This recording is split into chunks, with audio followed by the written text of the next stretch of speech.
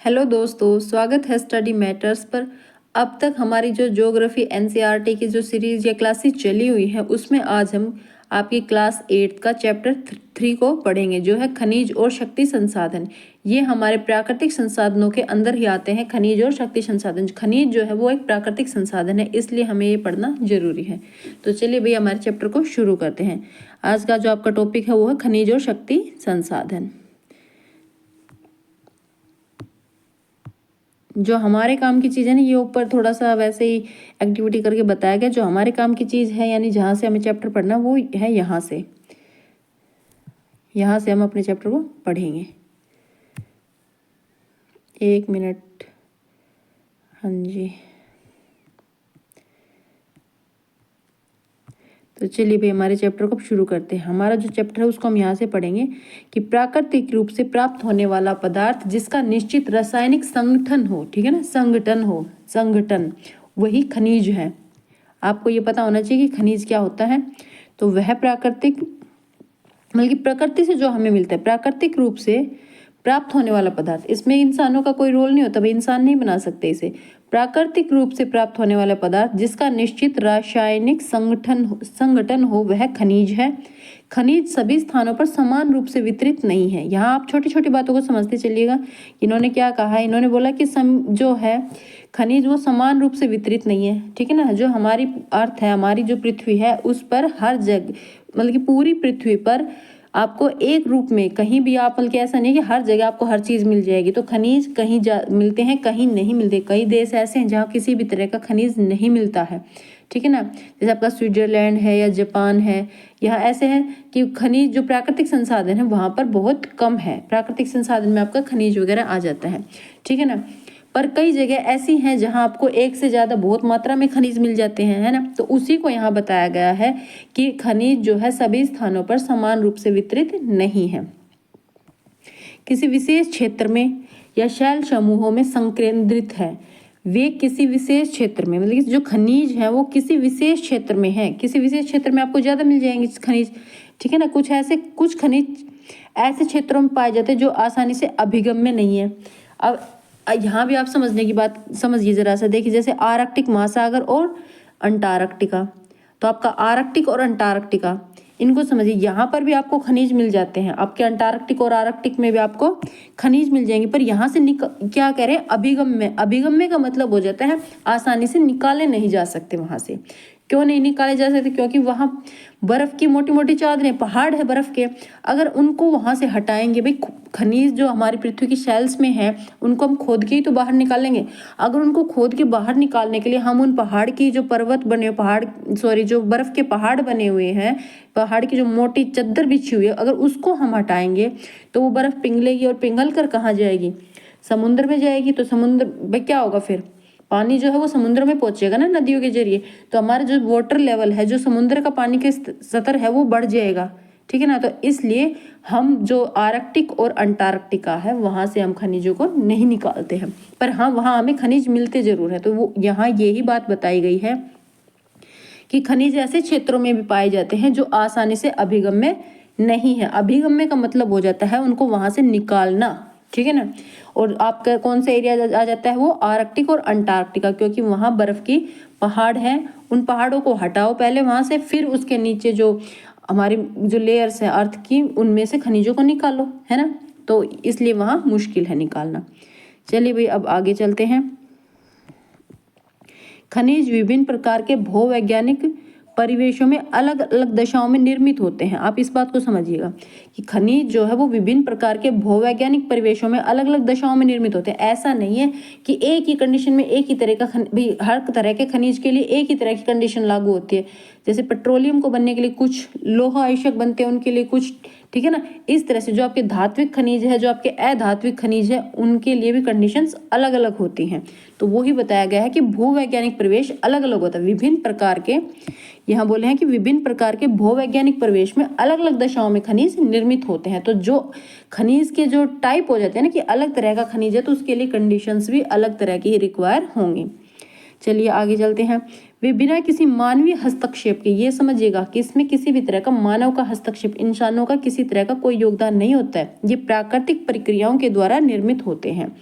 अपने भौतिक गुणों, अब इनके भी खुद के जो खनिज हैं उनके भी खुद के गुण होते हैं। भौतिक गुण जैसे उनका रंग, घनत्व, कठोरता, रासायनिक गुणों तथा विलेयता के आधार पर पहचाने जा सकते हैं।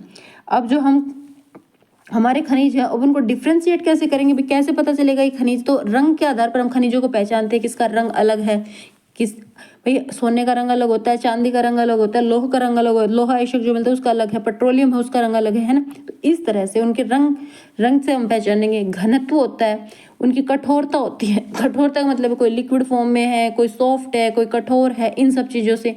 उनके रासायनिक गुण होते हैं, विलेयता होती है, विलेयता मतलब घुलनशीलता।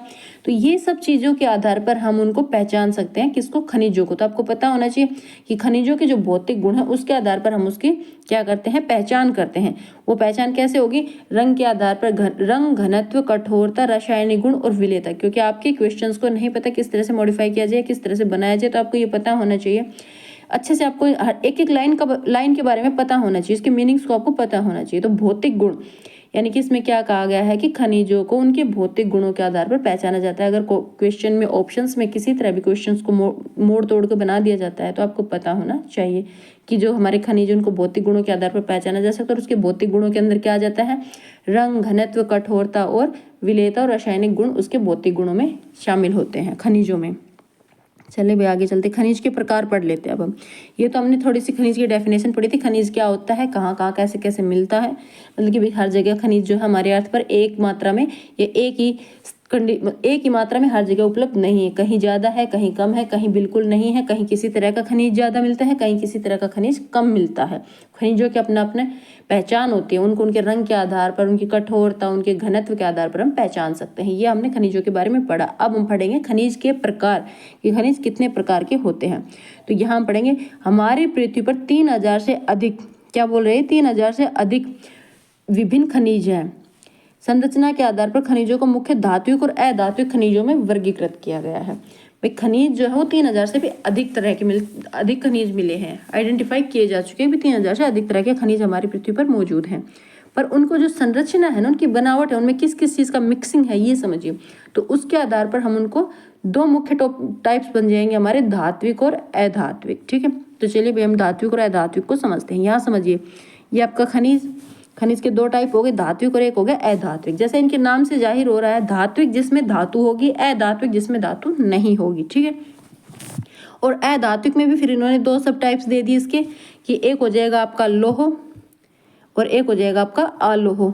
अब धात्विक में जिसमें धातु होगी यानी कि जिसमें लोह होगा, धातु होगी, और धातु में आपका लोह यानी जिसमें लोहा हो, और अलोह उसमें लोहा नहीं होगा। अलोह में लोहा नहीं होगा और लोह में लोहा होगा। सबसे पहले आपको पता होना चाहिए खनिज दो तरह के होंगे, धात्विक, अधात्विक, और उसके अंदर भी आपका लोह और अलोह। चलिए अब इनको थोड़ा सा डिटेल में पढ़ लेते हैं। हम पढ़ते हैं धात्विक को। धात्विक क्या कौन से हो जाएंगे भाई, धात्विक जिसमें धातु शामिल होगी। जैसे कि खनिजों में कच्चे धातु कच्चे रूप में होती है, उनको फिर आप मशीनरीज से या उद्योग लगा भैया ऐसी मशीनरीज लगाई जाती है कि उनको फिर साफ किया जाता है। उन धातु जो रॉ मटेरियल मिलता है हमें खनिजों में, ठीक है ना, फिर हम उसको प्योरीफाई, ऐसा नहीं है कि लोहा जो हमें मिल रहा है या तांबा शीशा जो भी हमें मिल रहा है ये हमें एज इट इज़ कंडीशन में नहीं मिलते हैं। इनको मशीनों से प्योरीफाई किया जाता है, तब इनको हम यूज़ के लिए अपने यूज़ के अकॉर्डिंग इनका रूप चेंज कर लेते हैं कि हम किस तरह से इसको यूज़ कर सकते हैं। धातुएं कठोर पदार्थ होती हैं। अब ये देखिएगा धातुओं की विशेषता ये होगी, अब हमने वहाँ पढ़ा था ना, कठोर है, सॉफ्ट है, लिक्विड, जैसे पेट्रोल है लिक्विड है, गैसेज आपकी गैस की फॉर्म में मिल जाएंगी, और जो आपका ये धातु है वो क्या होंगी, कठोर होंगी। तो आपको पता होना चाहिए चीज़, धातु क्या है, कठोर पदार्थ है। धातुओं की ये खासियत बताएगी, उनकी खूबी है। जो धात्विक खनिज होते हैं, जो जिस धातुएं होती हैं वो क्या होंगी, आपकी कठोर होंगी, जो ऊष्मा और विद्युत को सुचालित करते हैं। ऊष्मा यानी कि हीट को, गर्मी को, और विद्युत मतलब आपके करंट को, ठीक है ना। तो हीट यानी कि जैसे कि कोई भी धातु है, लोहा है या और भी कोई धातु, अगर उनको गर्म किया जाता है तो वो गर्म हो जाती है ना। अगर आप धूप में छोड़ दीजिए लोहे की किसी भी मटेरियल, कोई भी लोहे का कोई भी चीज़ बनी हुई है लोहे की, अगर उसको धूप में रखा जाता है तो वो गर्म हो जाएगी। अगर लोहे से बनी किसी भी वस्तु को अगर हम इलेक्ट्रिसिटी यूज़ करते हैं, करंट वगैरह लगाते हैं, तो उसमें से करंट भी अगर उसकी दूसरी साइड कोई चीज़ रखे तो वहाँ तक पार जाएगा, है ना। तो उसी को कहा गया है कि जो धातु हैं वो ऊष्मा और विद्युत को सुचालित करते हैं। ये पॉइंट नोट कर लीजिएगा, ध्यान रखिएगा। और इनमें विद्युतीय चमक की विशेषता होती है। एक इनकी विशेषता ये है कि इसमें क्या होती है, द्युति का मतलब होता है इनमें चमक होती है। इन जो ये आपकी धातु होते हैं उनमें चमक होती है। तो जो धात्विक खनिज हैं उनकी ये विशेषताएं हैं कि ये कठोर होंगे, इनमें चमक होगी, ये ऊष्मा और विद्युत को सुचालित करेंगे, सुचालित, कुचालित नहीं, सुचालित, ठीक है। लौह आयशक, बॉक्साइट और मैग्नीज आयशक इसके कुछ उदाहरण हैं, ठीक है ना। इनके उदाहरण किसके, धातु के, जो धात्विक खनिज है उनके उदाहरण होंगे आपके लौह आयशक, बॉक्साइट, मैग्नीज और ये सब चीजें। और धात्विक खनिजों में लौह तथा अलोह हो सकते हैं। अब धात्विक खनिज, यहाँ तक तो आ गई धातु। धातु में आपका सब कुछ शामिल हो जाएगा, जिसमें आपका बॉक्साइट, मैग्नीज, हर चीज को इंक्लूड कर दिया, वो सिर्फ धात्विक में। अब धात्विक को भी दो भागों में बांट दिया, इसके दो सब डिवीजन कर दिए हैं कि एक में लौह और एक में अलोह। लौह कौन सा, लौह खनिज जैसे लौह आयशक, मैग्नीज और क्रोमाइट में लौह होता है। ये जो बताए हैं कि लौह आयशक, मैग्नीज और क्रोमाइट में क्या होता है, लौह होता है, इसलिए इनको क्या कहा जाएगा, लौह धातु कहा जाएगा। और एक आपकी हो जाएगी अलोह। अलोह खनिज में लोहा नहीं होता, जैसे आपका सोना, चांदी, तांबा, सीसा, इनके अंदर क्या होता है, लोह के गुण नहीं होते हैं। धातु तो ये भी हैं, धातु तो होती हैं ये, पर इनमें क्या होता है, लोह। और अलोह वाली बात हो गई कि इसमें लोह होता है और इसमें लोहा नहीं होता है। लोहा, जिसमें लोहा होगा वो लोह धातु। ये किसके अंदर आएंगे, आपके धात्विक में आएंगे। धात्विक में सभी धातु आ जाती हैं। और धात्विक के अंदर फिर दो सब डिवीजन हो जाएंगे, एक लोह धातु, एक अलोह धातु। लोह धातु में जिसमें लोहा आएगा, और अलोह धातु में, सॉरी, अलोह खनिज में जिसमें लोहा नहीं आएगा, ठीक है ना। तो जिसमें लोहा नहीं आएगा वो आपके सोना, चांदी, तांबा, सीसा, और जिसमें लोह आएगा वो आपका लोह आयशक, मैग्नीज और क्रोमाइट, ठीक है। आप इन चीज़ों को थोड़ा ध्यान से समझिएगा। अभी ये पढ़ने के बाद इनको अपनी एनसीईआरटी में बाद में अंडरलाइन करके रिवाइज कीजिएगा, चाहे अपने नोट्स बनाइएगा, पर इनको थोड़ा ध्यान से समझिएगा, क्वेश्चंस यहीं से बन जाते हैं। अब आ जाते हैं अधात्विक पर। धात्विक हमने पढ़ लिया, अब हम आ जाते हैं अधात्विक पर। अधात्विक कौन सा, जिसके अंदर धातु शामिल नहीं होती है, जैसे आपका चूना, पत्थर, अभ्रक और जिप्सम, इन खनिजों के उदाहरण हैं जिनमें धातु नहीं होती है, किसी भी तरह की धातु नहीं होती है। वो लोह और अलोह किसी तरह की धातु उसमें नहीं होती है। इसमें आपका खनिज जैसे कि कोयला, पेट्रोलियम, अधात्विक खनिज है, ठीक है ना। अधात्विक खनिज में चूना, पत्थर, अभ्रक, कोयला, पेट्रोलियम, जो गैसेस वगैरह होती है सब की आपकी अधात्विक खनिज में आ जाती हैं। चलिए भाई अब आगे चलते हैं खनिजों को। अब यहाँ तक तो हमने पढ़ा कि खनिज, पहले हमने पढ़ा खनिज होता क्या है, ठीक है। अब हमने खनिजों के टाइप्स को भी पढ़ लिया। अब खनिजों को निकाला कैसे जाता है, हम उन निकालने की जो उनके टाइप्स हैं, निकाला कैसे जाता है खनिजों को, वो पढ़ेंगे। तो खनिजों को खनन, प्रवेधन या आखनन द्वारा निष्कर्षित किया जाता है। इन्होंने क्या बोला, खनिजों को खनन, प्रवेधन या आखनन द्वारा निष्कर्षित किया जाता है। अब ये इसके 3 तरीके बता दिए हैं, ठीक है ना, कि खनन, प्रवेधन और आखनन, ये प्रक्रियाएं हैं 3, इनके द्वारा खनिजों को निकाला जाता है। एक होता है खनन। अब हम खनन को पढ़ेंगे।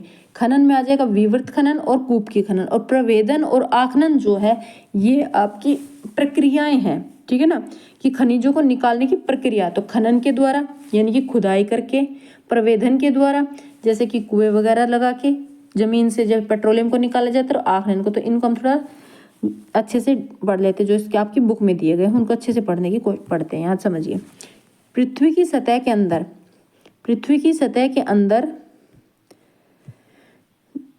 दबी शैलों से, अब खनिज आपको कहाँ मिलेंगे, शैलों में मिलेंगे, ये ध्यान रखिएगा, क्योंकि शैल्स जो होती है वो कई खनिजों का समूह ही होते हैं। शैल्स किससे बनती है, खनिजों से बनती है। एक शैल के अंदर आपको कई तरह के खनिज मिल सकते हैं, हो सकते हैं 10, 20, 50, 100 तरह के खनिज मिक्स हो एक शैल के अंदर, और हो सकता है कि एक ही तरह के खनिजों ने मिलकर उस शैल को बनाया हो, ठीक है ना। पर शैल के अंदर खनिजों का समूह होता है, चाहे वो एक तरह की ही खनिज का शैल हो, चाहे वो कई तरह के खनिजों के मिश्रण से बना हुआ शैल हो, ठीक है। तो पृथ्वी की सतह के अंदर दबी शैलों से खनिजों को बाहर निकालने की प्रक्रिया खनन कहलाती है, ठीक है। भाई शैलों के अंदर दबी है उसे क्या कहेंगे, खनन, सीधी सी बात है, खनन, वो प्रक्रिया खनन कहलाती है। अब उस खनन के अंदर आ जाएगा विवृत खनन और कूपकी खनन। तो पृथ्वी की सतह के अंदर दबे शैलों से खनिजों को बाहर निकालने की प्रक्रिया खनन कहलाती है। खनिज जो कम गहराई में स्थित है, जो हमारी पृथ्वी की सतह में ऊपर ही मिल जाते हैं, हमें उन्हें पृष्ठीय सतह को हटाकर निकाला जाता है, वो होता है आपके विवृत खनन। विवृत खनन कौन से, ऊपर जो कम गहराई में हो, ऊपर की सतह को हटाया और निकाल लिया।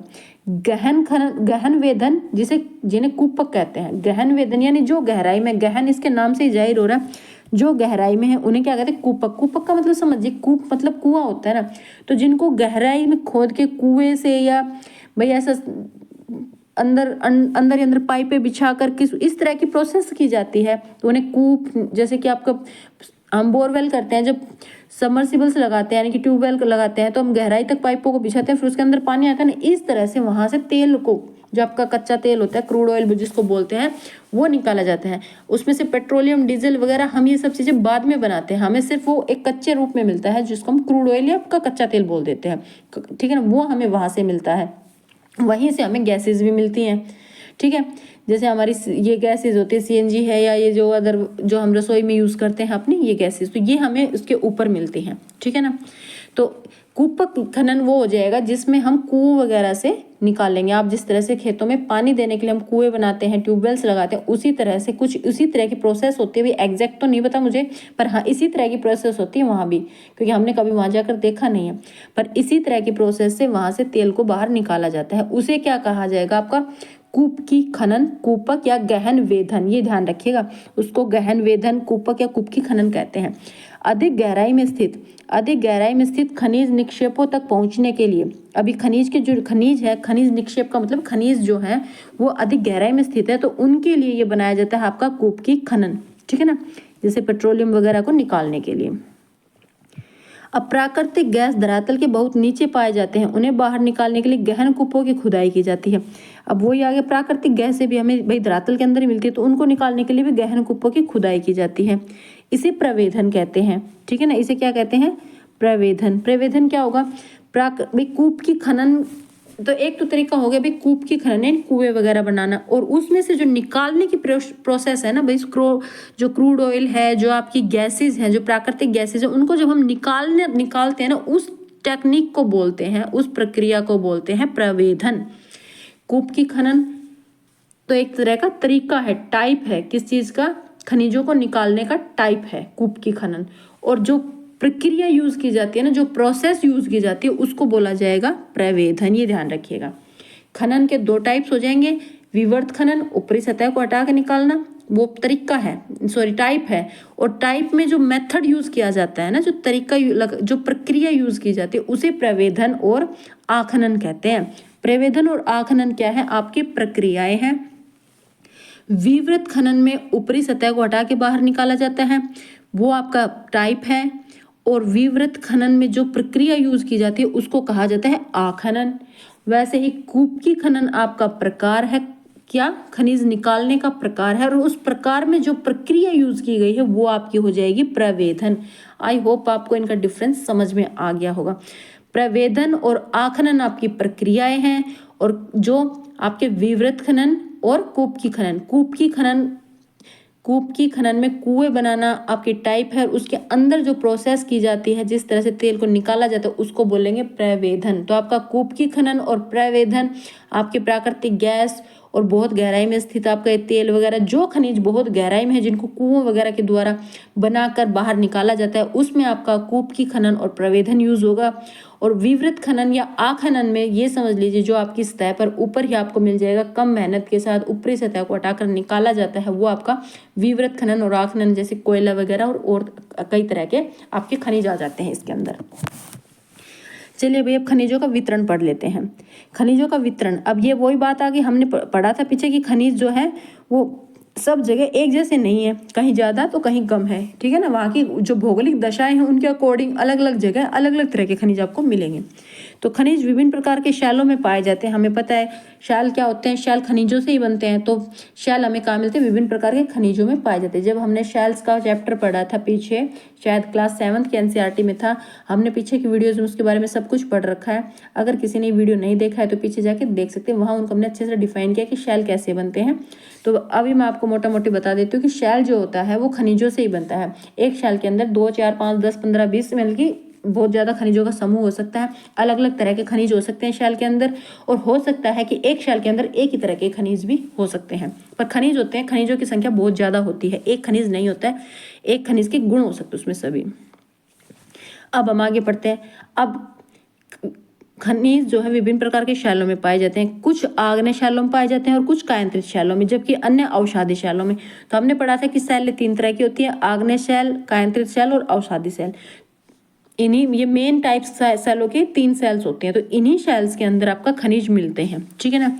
धात्विक खनिज आग्नेय और कायांतरित शैल समूहों में, ये ध्यान रखिएगा। जो आपका धातु वाला खनिज हो गया ना, जो धात्विक खनिज जिसके अंदर आपकी धातु इंक्लूड होती है, जिसमें धातु होती है, वो खनिज आपको कहाँ मिलेगा? वो आपको आग्नेय और कायांतरित शैल में मिलेगा, ये समझ लीजिएगा। जो आपका अधात्विक खनिज था, जैसे कि आपका प्राकृतिक गैस, कोयला और पेट्रोलियम, ये क्या थे? आपके अधात्विक थे। ये आपको मिलेंगे आपकी अवसादी शैल के अंदर, इन्हें ध्यान रखिएगा, ठीक है। तो ये यहाँ समझते हैं पहले। धात्विक खनिज आग्नेय और कायांतरित शैल समूहों में, जिनसे विशाल पठारों का निर्माण होता है, यानी कि पठारों से क्या मिलेंगे आपके? धात्विक खनिज। जैसे उत्तरी स्वीडन में लौह अयस्क, ओंटारियो कनाडा में तांबा। कनाडा की एक जगह है या शहर है जहां ओंटारियो उसका नाम बताया गया, उसमें तांबा और निकेल के निक्षेप, यानी तांबा और निक्षेप का मतलब होता है अयस्क हो जाता है कि उसका जो रॉ मटेरियल है ना इनका, वो मिलता है। ऐसा नहीं है कि तांबा मिला उठा लाए वैसे ही देतार बना दिए या हमने यूज कर लिया, नहीं। पहले वो रॉ मटेरियल में मिलते हैं, उनको हमें प्यूरिफाई करना पड़ता है, उनको अपने यूज के लायक बनाना पड़ता है। तो ये आप समझिएगा। तो धात्विक खनिज, अब ये धातु में आ गया तांबा, निकेल, लोह, क्या है? ये धातु है। और ये आपको कहाँ मिलेंगे? आपकी आग्नेय और कायांतरित शैल में। इसको थोड़ा सा ध्यान से समझिए, क्योंकि यहाँ से क्वेश्चन बन सकता है कि धात्विक खनिज कौन सी शैल में मिलता है। तो आपको पता होना चाहिए आग्नेय और कायांतरित में धात्विक, और अधात्विक आपका अवसादी शैल में मिलेगा। दक्षिण अफ्रीका में लोहा, निकेल, क्रोमाइट, प्लेटिनियम, आग्नेय, ठीक है ना, और आग्नेय और कायांतरित शैलों में पाया जाता है। ये सब चीजें आपकी जो जिसमें भी धातु आ गई वो आपके आग्नेय और कायांतरित शैलों में पाए जाते हैं, ठीक है ना। मैदानों और नवीन वलित पर्वतों के अवसाद, ठीक है ना, मैदानों में और नवीन वलित पर्वतों के अवसादी समूहों में अधात्विक खनिज, जैसे चूना पत्थर। अब चूना पत्थर क्या है? इसमें कोई धातु नहीं होती है। तो ये कहाँ मिलेंगे आपको? मैदानों और नवीन वलित पर्वतों में, यानी अवसादी शैलों में, ठीक है ना, अवसादी शैलों में। फ्रांस के कॉकेशन प्रदेश में चूना पत्थर निक्षेप, जॉर्जिया और यूक्रेन के मैग्नीशियम निक्षेप और अल्जीरिया के फास्फेट संस्तर इसके मुख्य उदाहरण हैं। अब ये बता रहा है कि यूक्रेन जो है, वहाँ जॉर्जिया और यूक्रेन में आपका मैग्नीज क्या है? आपका अधात्विक है। अल्जीरिया में फास्फेट मिलेगा, ठीक है ना। तो ये जगह के नाम बताए हैं और ये इन्होंने खनिज के नाम बताए हैं, जो क्या है? आपका अधात्विक खनिज है। खनिज ईंधन जैसे कोयला और पेट्रोलियम भी अवसादी। अब जो खनिजों में ईंधन और कोयला और पेट्रोलियम है, ये भी आपके अवसादी शैलों में मिलेंगे। और वो खनिज जिसमें धातु नहीं होती है वो भी आपके अवसादी शैलों में मिलेंगे। ये इनके नाम भी इन्होंने यहाँ बताए हैं। आगे चलते हैं भाई। अब इन्होंने खनिजों का वितरण के बारे में बताया कि एशिया में कौन सा खनिज मिलता है। पहले हम एशिया को पढ़ लेते हैं। एशिया में आपका भारत और चीन, भाई एशिया में आ जाता है तो चीन और भारत के पास विशाल लौह अयस्क निक्षेप है। तो आपको पता होना चाहिए भारत में क्या मिलता है? लौह अयस्क। और चीन, तो एशिया में सबसे ज्यादा कहाँ मिलेगा आपको लौह अयस्क? चीन और भारत में। यह महाद्वीप विश्व का आधे से अधिक टीन उत्पादन करता है। यह महाद्वीप मतलब कि एशिया महाद्वीप के जो देश हैं वहाँ सबसे ज्यादा लौह और ये लौह निक्षेप मिलते हैं। तो ये क्या है? पूरे विश्व में आधे से भी ज्यादा टीन का उत्पादन कहाँ होता है? आपके एशिया में होता है। चीन, मलेशिया, इंडोनेशिया विश्व के अग्रणी टीन उत्पादक देश हैं। यहाँ आप नोट कर लीजिएगा, चीन, मलेशिया और इंडोनेशिया पूरे विश्व में सबसे नंबर 1 पर है। क्या है? टीन उत्पादन में, ठीक है ना। टीन किससे बनेगा भाई? लोहे से बनेगा। चीन सीसा, एंटमनी और टंगस्टन के उत्पादन में भी अग्रणी है। अब इनमें भी अग्रणी है। एशिया में मैग्नीज, बॉक्साइट, निकेल, जस्ता और तांबा भी मिलता है। ये सब चीजें भी आपके एशिया में मिलते हैं। ये जो आपके धातु बताए गए हैं या आपके खनिज बताए गए, ये सब खनिज मैग्नीज, बॉक्साइट, निकेल, जस्ता और तांबा, ये सब क्या आपके धात्विक खनिज है। अब आ जाते हैं यूरोप में। यूरोप को पढ़ते हैं भाई। यूरोप में कहाँ क्या मिलता है? यूरोप विश्व में लौह अयस्क का अग्रणी उत्पादन है। अब यूरोप विश्व में, ठीक है ना, ये सबसे ज्यादा है। यूरोप में जो है लौह का सबसे ज्यादा उत्पादन करता है यूरोप। इसमें ये नहीं बताया कि ये कहा था टीन उत्पादन में। टीन उत्पादन में चीन और भारत है और लौह अयस्क में यूरोप है। यूरोप का आपका आ जाएगा रूस। रूस आपका ऐसा देश है जो आपका यूरोप में भी आता है और एशिया में भी शामिल होता है, ठीक है ना। ये ध्यान रखिएगा, रूस ऐसी कंट्री है जो आपके यूरोप और एशिया दोनों में आती है, दोनों महाद्वीप में अंदर आता है। रूस और यूक्रेन स्वीडन, फ्रांस लौह अयस्क के विशाल निक्षेप वाले देश हैं। यहाँ पर लौह अयस्क काफ़ी मात्रा में मिलते हैं। आपका यूरोप में, पहले आपको पता होना चाहिए, आपको वर्ल्ड मैप आना चाहिए, आपको पता होना चाहिए आपके यूरोप में कौन कौन सी कंट्रीज़ हैं। तो जैसे कि आपका रूस है, यूक्रेन है, स्वीडन है, फ्रांस है, यहाँ क्या है, यूरोप में लौह अयस्क के विशाल निक्षेप वाले देश हैं। यहाँ भाई बहुत ज़्यादा मात्रा में आपको लौह अयस्क मिलेगा। तांबा, सीसा, जस्ता, मैग्नीज, निकेल खनिजों के निक्षेप पूर्वी यूरोप और यूरोपीय रूस में पाए जाते हैं। यूरोपीय रूस का मतलब है रूस के उस पार्ट में जो यूरोप महाद्वीप के अंदर आता है वहाँ, ठीक है ना। ये सब आपको वहाँ सब मिलेंगे, जस्ता, मैग्नीज, निकेल और ये सब खनिज जो है वहाँ मिलेंगे। अब आ जाते हैं उत्तर अमेरिका में। भैया आपको समझने की बात है, आपको पढ़ना पड़ेगा, मेरे बोलने से नहीं समझ आएगा, आपको लगेगा बोर बिल्कुल, इसलिए आप इनको अपनी बुक में अच्छे से पढ़िएगा। थोड़ा सा ध्यान से पढ़ लेंगे तो इतना मुश्किल नहीं है, एक दो बार रिवीजन मांगेगा, पर आपको खनिजों के बारे में अच्छे से नॉलेज हो जाएगी कि कहाँ क्या मिलता है ज़्यादा। अब उत्तर अमेरिका पढ़ लेते हैं। उत्तर अमेरिका में खनिज निक्षेप 3 क्षेत्रों में अवस्थित है। उत्तर अमेरिका में कहा 3 क्षेत्रों में, एक तो आपका ग्रेट लेक के उत्तर में कनाडियन शील्ड प्रदेश और अल्पेशियन प्रदेश और पश्चिम की पर्वत श्रृंखलाएं। उत्तर अमेरिका में 3 जगह आपको खनिज मिलेंगे। ग्रेट लेक के उत्तर में कनाडा और ग्रेट लेक के उत्तर में कनाडा की साइड में, ठीक है ना, कनाडियन शील्ड प्रदेश में।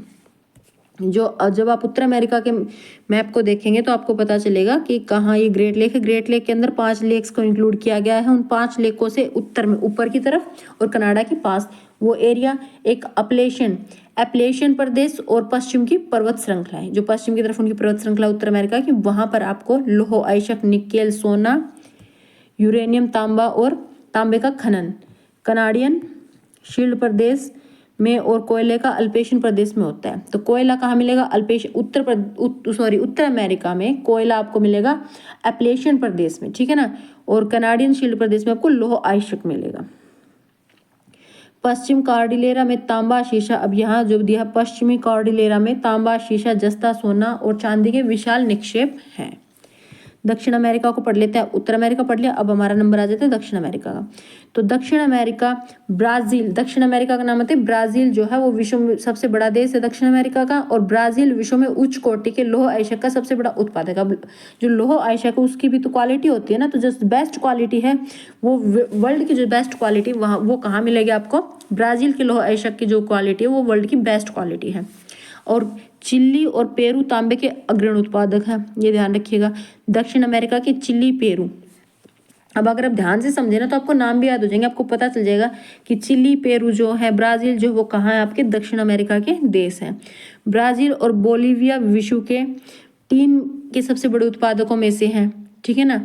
और दक्षिण अमेरिका के पास सोना, चांदी, ये तो बताया है कि भाई अपनी क्वांटिटी, अपनी उसकी क्वांटिटी के हिसाब से ब्राजील और बोलिविया जो है वो टीन सबसे ज़्यादा उत्पादन करते हैं, पर विश्व में जो आधे से ज़्यादा टीन का उत्पादन है वो आपका चीन और एशिया में चीन और भारत करता है, ये ध्यान रखिएगा।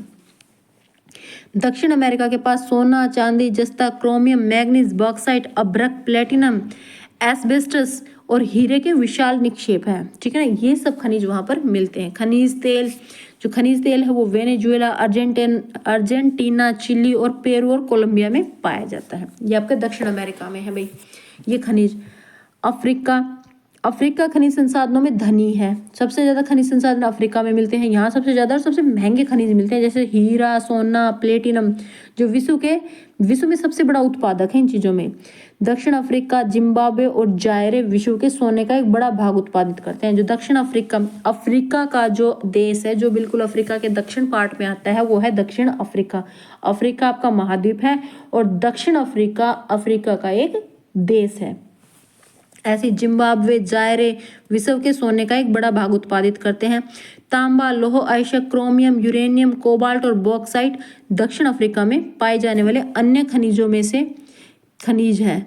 और तेल कहाँ मिलेगा आपको? तेल मिलेगा आपको नाइजीरिया, लीबिया और अंगोला में। जो तेल है ना आपका, जो अधात्विक खनिज आ जाता है, वो जो आपका कच्चा तेल मिलता है, क्रूड ऑयल मिलता है, वो नाइजीरिया, लीबिया और अंगोला में, ये ध्यान रखिएगा, नाइजीरिया, लीबिया और अंगोला में। और बाकी जो तांबा, लौह अयस्क, क्रोमियम, यूरेनियम, कोबाल्ट, ये सब आपके दक्षिण अफ्रीका में पाए जाते हैं। और दक्षिण अफ्रीका, जिम्बाब्वे, जायरे में सोना बहुत अधिक मात्रा में मिलता है। सोने की सबसे बड़ी खान भी कहाँ है आपकी?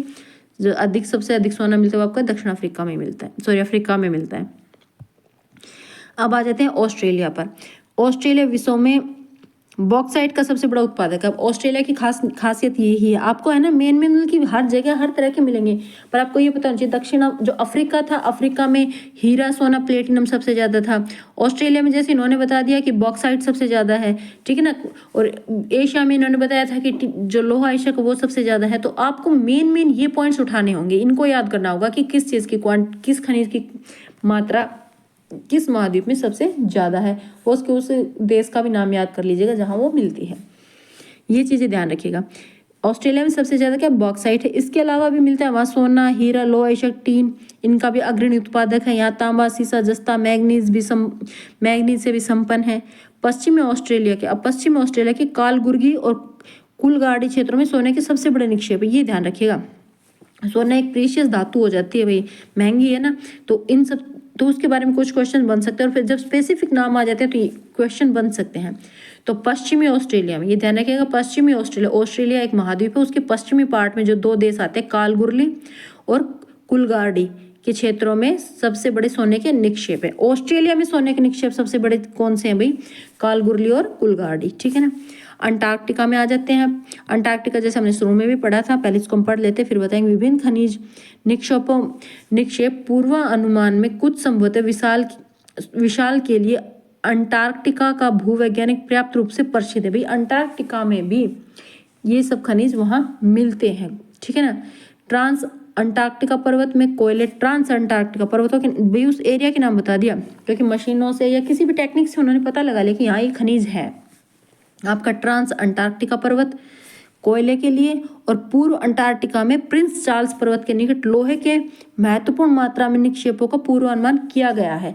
कि हाँ भाई खुदाई करके नहीं देखा है पर अनुमान लगा लिया गया है, जैसे हमें अर्थ के और पार्ट्स में मिले हैं उसी तरह से अनुमानित कर लिया गया है कि भाई यहाँ ये आपके खनिज हैं, पर उनको निकाला नहीं गया है। और लोहा आयशक, सोना, चांदी और तेल भी वहाँ पर मिलेंगे आपको, कहाँ, अंटार्कटिका में, पर निकाले क्यों नहीं जा सकते। वही बात है कि वहाँ जो है बर्फ के बड़े बड़े पहाड़ हैं, मोटी मोटी बर्फ की लेयर्स बिछी हुई है, अगर उनको हटाएंगे तो उन जो आयशक हमें मिलेंगे, जो खनिज हमें मिलेंगे, जो बेनिफिट हमें उनसे वहाँ होगा ना, उससे ज़्यादा नुकसान हमें यहाँ झेलना पड़ेगा कि जो हमारे अर्थ पे जो समुद्र का जल स्तर है वो बढ़ जाएगा, क्योंकि सबसे ज़्यादा बर्फ़ जो है हमारी वहीं बिछी हुई है। तो वो बर्फ़ टूटेगी, पानी बनेगा, पिघल कर समुद्रों में आएगी, है ना। तो इसलिए उस एरिया में अभी तक किसी भी तरह के खनिजों को बाहर निकालने की कोई कोशिश नहीं की गई है। ये तो हो गया आपके खनिजों का वितरण, कि खनिज आपको कहाँ कितना किस मात्रा में कहाँ कहाँ मिलेगा, और किस किस महाद्वीप में खनिज कौन कौन से खनिज ज़्यादा मात्रा में हैं। आप इनको एक बार ध्यान से एनसीईआरटी को ध्यान से पढ़िएगा, अंडरलाइन कीजिए, चाहे ज़्यादा नहीं है 10-15 लाइनों में आपके क्वेश्चन सारे आ जाएंगे, पर आपको यहाँ से अगर क्वेश्चन उठता है तो आप यहाँ से फिर आप मात नहीं खाने वाले हैं, फिर आप अच्छे से टिक कर पाएंगे कि हाँ सोना कहाँ है, बॉक्साइट कहाँ है, एशिया में कहाँ कौन सा खनिज ज़्यादा उत्पादित किया जाता है, ठीक है ना। तो एक एक छोटी छोटी बातें होती हैं, यहीं से क्वेश्चन बनते हैं। टाइप्स के ऊपर बन जाएंगे, कितने तरह के होते हैं, धात्विक है, धात्विक लोह, अलोह है, उनको निकालने के तरीके जैसे खनन है, विवर्ती खनन है, इन सब चीज़ों पे क्वेश्चन बनते हैं। तो इनको थोड़ा ध्यान से समझिएगा। पढ़ने को हर कोई पढ़ता है, पर ये सब स्ट्रैटेजी पे निर्भर करता है भाई कि कौन किस तरीके से पढ़ता है। पढ़ने को हर कोई पढ़ता है, एक एनसीईआरटी की बुक इतनी बड़ी नहीं होती है कि ना पढ़ा जाए, हर कोई भाई पढ़ने वाले पढ़ सकते हैं, पर उनको एक डीपली पढ़ना, क्योंकि क्वेश्चंस तो डीप स्टडी वाले ही कर सकते हैं। ऊपर ऊपर से हम पढ़ते चले गए, दिमाग में कुछ नहीं बैठा, हमें वर्ड्स को नहीं पढ़ना, मैंने वर्ड्स को समझना है। तो आपको इस चैप्टर में ये पता होना चाहिए कि खनिज का टॉपिक है तो खनिजों के बारे में कहाँ से क्वेश्चंस उठ सकते हैं। तो खनिजों के टाइप के बारे में पढ़िए, खनिज किस तरह से निकाले जाते हैं, कहाँ कहाँ कौन से खनिज ज़्यादा मिलते हैं, अंटार्कटिका से खनिज क्यों नहीं निकाल सकते हैं, इस तरह के क्वेश्चंस आप पढ़िएगा। चलिए भैया बात है तो खनिजों के उपयोग पर। अब खनिजों का उपयोग कई तरह के, अब सभी को पता है खनिजों का यूज़ कहाँ होता है। तो खनिजों का उपयोग उद्योग धंधों में होता है।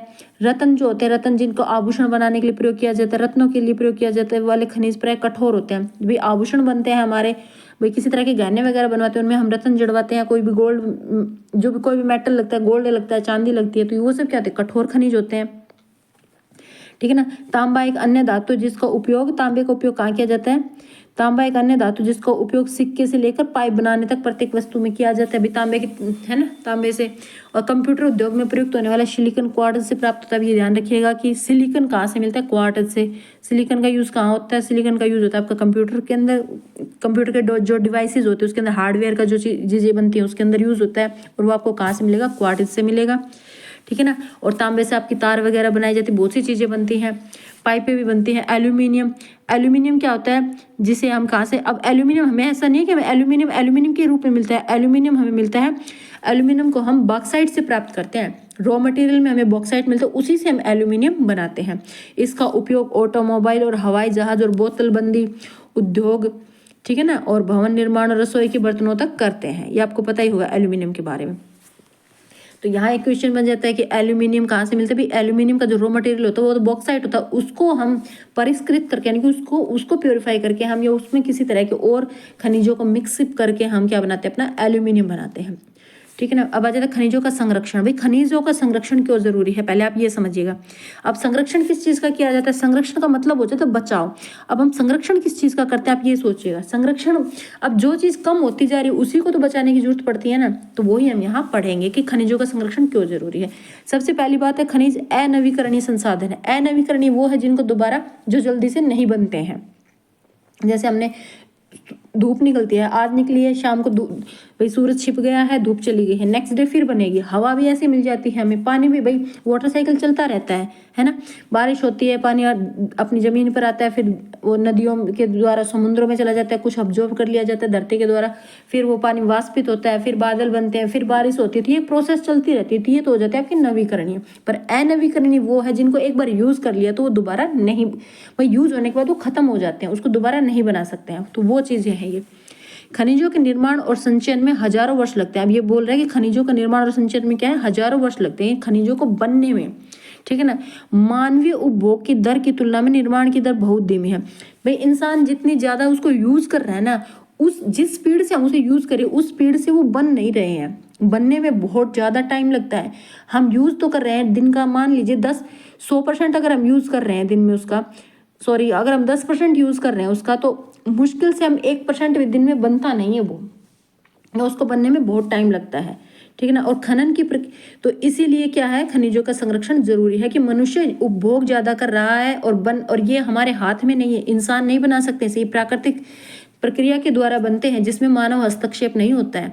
तो प्राकृतिक प्रक्रिया के द्वारा बनते हैं और बनने में लाखों करोड़ों साल लग जाते हैं।